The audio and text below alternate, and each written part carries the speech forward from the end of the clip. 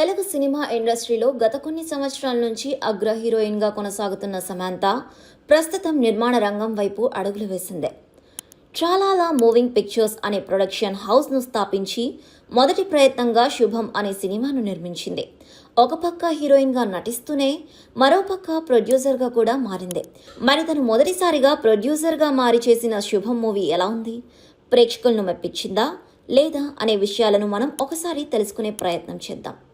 ముందుగా ఈ సినిమా కథ విషయానికి వస్తే, పల్లెటూర్లకి డిటిహెచ్లను పరిచయం అవుతున్న రోజుల్లో భీముని పట్టణానికి చెందిన శ్రీను అనే వ్యక్తి లోకల్ కేబుల్ టీవీ నెట్వర్క్ను నడిపిస్తాడు.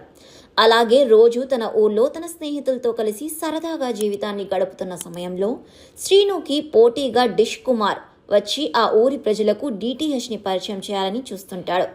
ఇక ఇలాంటి క్రమంలోనే శ్రీను డిష్ కుమార్కి మధ్య బిజినెస్ పరంగా తీవ్రమైన పోటీ అయితే ఉంటుంది. ఇక బిజినెస్ని చాలా సక్సెస్ఫుల్గా లీడ్ చేస్తూ ముందుకు సాగుతున్న శ్రీనుకి బ్యాంక్లో పనిచేసే శ్రీవల్లి అనే అమ్మాయితో పెళ్లి జరుగుతుంది. ఇక పెళ్లి వాళ్ళ మొదటి రాత్రి రోజు టీవీలో జన్మజన్మల బంధం అనే సీరియల్ చూస్తున్న శ్రీవల్లి చాలా వింతగా ప్రవర్తిస్తుంది. ఆ సీరియల్ ముగిసిన తర్వాత మళ్ళీ నార్మల్ అవుతుంది. ఇక శ్రీవల్లి అనే కాదు, ఆ సీరియల్ చూస్తున్న తన స్నేహితులతో భార్యలు సైతం అలాగే వింత చేష్టలతో ప్రవర్తిస్తూ ఉంటారు. ఇక ఈ విషయాన్ని బయట జనాలతో చెబితే పరువు పోతుందనే ఉద్దేశంతో ఈ ముగ్గురు ఎవ్వరికి చెప్పకుండా వాళ్ళ బాధలు వాళ్ళు పడుతూ ఉంటారు.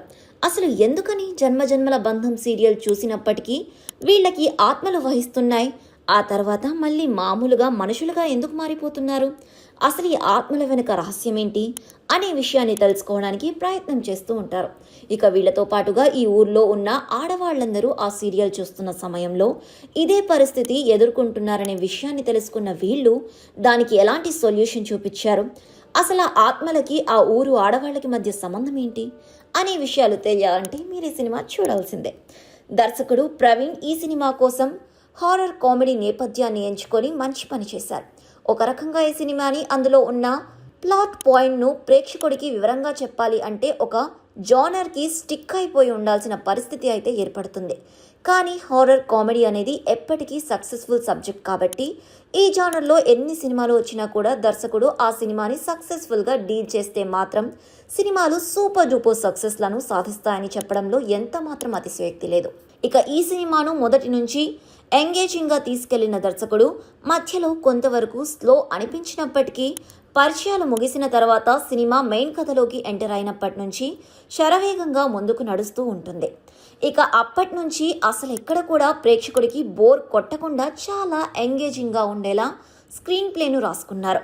ఇక ఊర్లో ఆడవాళ్లు ఒక సీరియల్ చూస్తున్న సమయంలోనే అలాంటి ఇబ్బందులను ఎందుకు ఎదుర్కొంటున్నారు, రోజు అదే టైంకి ఆత్మ వచ్చి వెళ్ళిపోతుంది అనే విషయాన్ని తెలుసుకున్న తర్వాత హీరో అతని ఫ్రెండ్స్ అసలు ఇలా ఎందుకు జరుగుతోంది అనే దాన్ని తెలుసుకోవడానికి ప్రయత్నం చేసే సీన్స్ చాలా థ్రిల్లింగ్గా అనిపిస్తూ ఉంటాయి.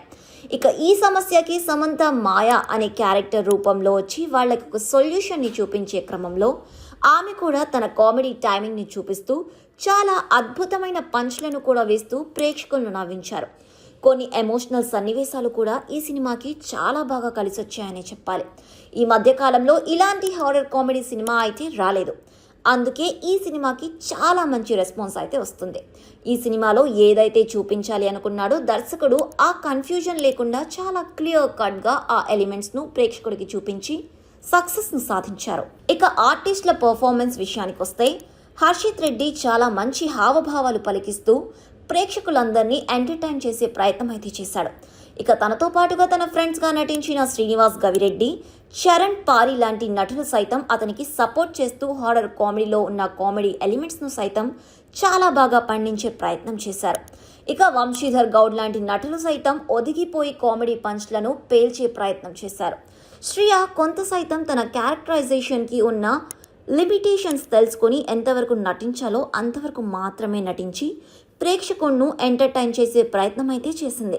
శ్రావణి లక్ష్మి, శాలిని కొండేపూడి లాంటి నటీమణులు సైతం వాళ్ళ నటనతో సినిమాకి హైప్ తీసుకొచ్చారు. ఇక టెక్నికల్ అంశాల విషయానికి వస్తే, మ్యూజిక్ డైరెక్టర్ సెరోజో ఈ సినిమాకి చాలా మంచి మ్యూజిక్ అయితే అందించారు. ముఖ్యంగా కామెడీ హారర్ ఎలిమెంట్స్ కోసం ప్రత్యేకంగా బీజిఎంని చేసి మరి వాటి కోసం వాడిన విధానం అయితే బాగుంది.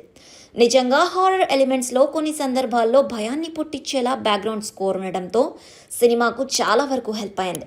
ఇక కొన్ని ఎమోషనల్ సీన్స్లలో ఆయన ఇచ్చిన బీజిఎం సైతం బాగుంది. అందుకే సినిమా చూస్తున్న ప్రేక్షకుడు ఆ మూవీకి కనెక్ట్ అయిపోయి చివరి వరకు ఉత్కంఠగా సినిమాను చూస్తూనే ఉంటాడు. దాని నుంచి ఎక్కడా కూడా డీవియేట్ అయ్యే పరిస్థితి అయితే ఉండదు. ఇక సినిమాటోగ్రఫర్ సైతం ఈ సినిమాకి చాలా మంచి విజువల్స్ అయితే అందించారు. చిన్న సినిమాకి మేకింగ్ పరంగా చాలా ఇబ్బందులు అయితే ఉంటాయి, కానీ మీ సినిమాటోగ్రఫర్ చాలా ఇన్నోవేటివ్ థాట్స్ను వాడుతూ కొన్ని షార్ట్స్ను చాలా ఎక్స్ట్రాడినరీగా చూపించే ప్రయత్నం అయితే చేశాడు. ఈ మూవీ ప్రొడ్యూసర్ వాల్యూస్ కూడా బాగున్నాయి. ప్లస్ పాయింట్స్ కథ, స్క్రీన్ ప్లే, సెకండ్ హాఫ్లో వచ్చే కొన్ని scenes, lead roles, acting. Minus points స్టార్టింగ్లో కొంచెం స్లో అయింది. రేటింగ్ ఈ మూవీకి మేమిచ్చే రేటింగ్ 2.75/5. చివరి లైన్, ఈ వారం కుటుంబంతో కలిసి చూడాల్సిన సినిమా.